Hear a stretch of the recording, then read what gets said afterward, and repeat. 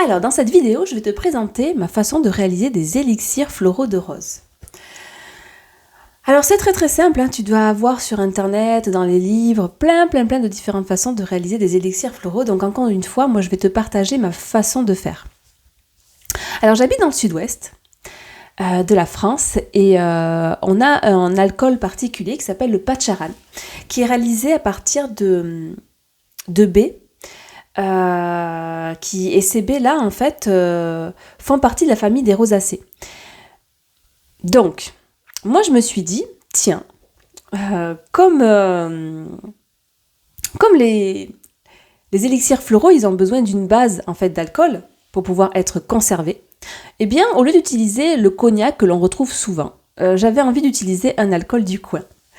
Et en plus, vu que les baies viennent de la famille des rosacées, je me suis dit, je suis pile poil dans mon thème avec la médecine de la rose, puisque c'est quelque chose qui me tient à cœur, d'œuvrer avec cette médecine-là. Donc, j'ai mon alcool de Patcharan. Mais cet alcool-là, pour qu'il soit encore plus magique, ce que je vais faire une teinture de Patcharan à la rose. Alors comment ? Eh bien, c'est simple. Je vais prendre mes pétales de rose.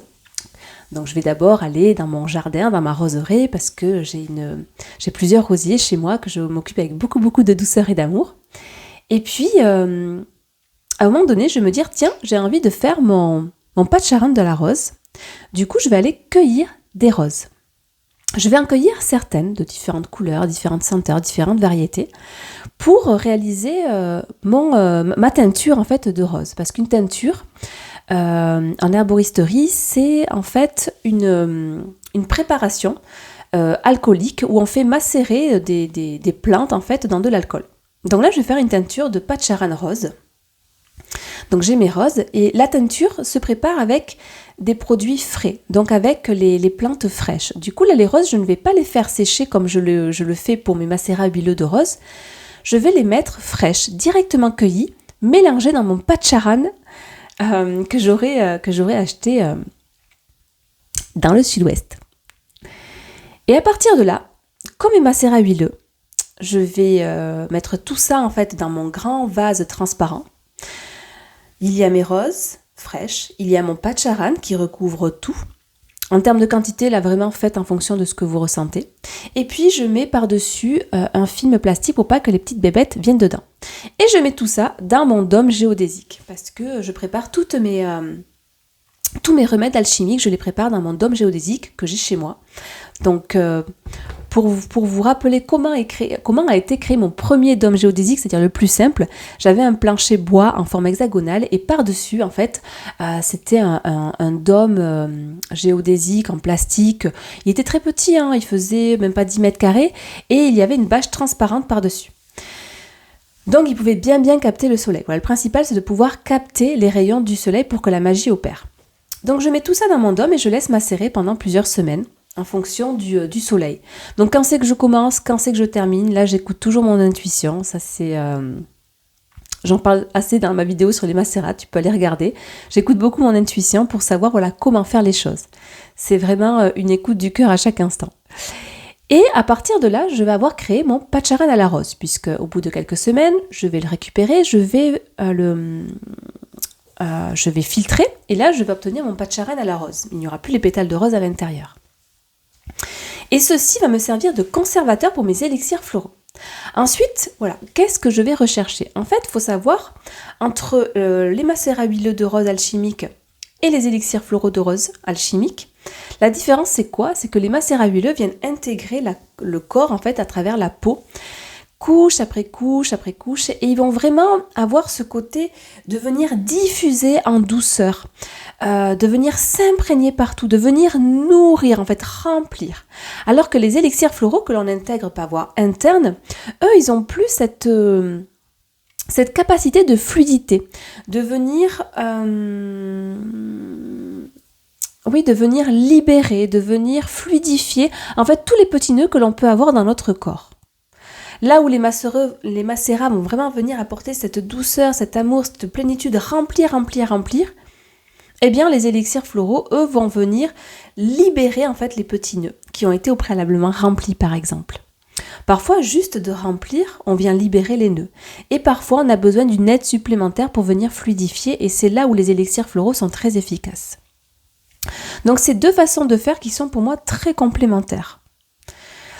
Donc, en fonction de ce que vous avez besoin, voilà, vous pouvez utiliser des élixirs ou des macérats huileux. Donc ensuite, en fonction de l'effet recherché, par exemple, dans ma gamme Esmae, j'ai créé les élixirs floraux des chakras pour venir fluidifier chaque chakra. Donc en fait, les élixirs floraux agissent beaucoup sur le plan émotionnel, là où les macérats huileux vont agir en priorité sur le plan mental, par exemple. Donc les élixirs floraux des chakras, par exemple, vont venir fluidifier les émotions, chaque petit nœud qui sont en lien avec le chakra correspondant.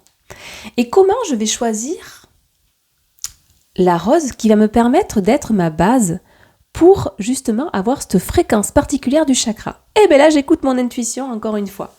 Donc je te dis, j'ai plein de rosiers chez moi et à un moment donné, voilà, je savais que ce rosier-là, il était pour l'élixir R1 en fait. Ce rosier-là pour l'élixir R2. Et ensuite, donc je cueille juste une rose que je vais mettre dans un joli verre en cristal. Je vais mettre de l'eau dynamisée dessus. Et je vais laisser généralement dans mon dôme géodésique quelques heures, voire une journée au soleil. Donc là, il n'y a que la rose qui vient d'être cueillie. Et ensuite, il y a l'eau. Ça, c'était la façon que j'ai fait pendant très très longtemps. Et maintenant, je fais une autre façon. J'ai mon rosier, j'ai mon verre d'eau dans ce joli verre en cristal. Et je viens poser le verre à côté, vraiment au pied du rosier, où il y a une jolie rose. Et en fait, je me suis rendu compte que les 2 façons étaient aussi efficaces pour permettre à l'eau d'intégrer la fréquence de la rose. Et c'est cette fréquence de la rose qui va venir agir sur, par exemple, un chakra en particulier. Donc cette eau que l'on obtient, c'est une eau, en fait, c'est un élixir de rose qui peut agir sur une fréquence en particulier. Ensuite, vous pourriez rester sur ça, vous avez votre élixir, mais vous pouvez, après, vous souhaitez garder cet élixir pour plus longtemps, l'utiliser sur plusieurs mois, par exemple. Donc, dans ces cas-là, le conservateur va être utile. Et c'est là où mon patcharan, ma teinture de rose, mon patcharan à la rose, va me servir. Ça veut dire que je vais dans un flacon pour avoir, on va dire, mon élixir mère. Je vais avoir 80% de mon patcharan rose et 20% de cette eau magique qui a intégré la fréquence de la rose. Et là, j'obtiens quoi ? Eh bien, j'obtiens mon élixir mère de rose. Voilà comment on peut réaliser un élixir floral, comme vous pouvez aussi réaliser des élixirs de minéraux. D'ailleurs, pour ma gamme Esmae et même pour la gamme Naïma, pour les élixirs floraux, quand je réalise les élixirs filles, comment je fais ? Alors là, j'ai mon patcharan, mon conservateur, donc mon patcharan à la rose, et dans un flacon de 15 ml, je vais mettre 12 gouttes de mon élixir mère de rose et 3 gouttes d'un élixir mère de cristal, que je réalise aussi de la même façon comme je vous ai expliqué au niveau de la rose. Ça, c'est ma façon de faire les élixirs floraux de rose. Voilà. C'est très simple. Vous pouvez faire ça avec n'importe quelle fleur, avec aussi des minéraux. En fait, amusez-vous à vous dire, mais je ne sais pas pourquoi, je sens que j'ai besoin d'un élixir de labradorite. D'ailleurs, j'ai une amie qui fait des élixirs de minéraux, qui me les a fait tester, ils sont magiques aussi. En fait, à un moment donné, vous avez une envie de vous faire accompagner par ces outils, mais allez-y, créez. C'est que là, à ce moment-là, vous avez besoin, comme parfois on a plus envie de manger, plein de fruits tout au long de la journée. C'est écouter vraiment ce qu'il y a à l'intérieur de nous, cette intuition, cette petite voix divine, parce qu'elle sait à chaque instant ce qui est juste pour nous rapprocher toujours plus de cette lumière intérieure, de notre soleil intérieur, pour venir le manifester à l'extérieur. Voilà, donc je te souhaite une très très belle expérimentation avec ces élixirs floraux.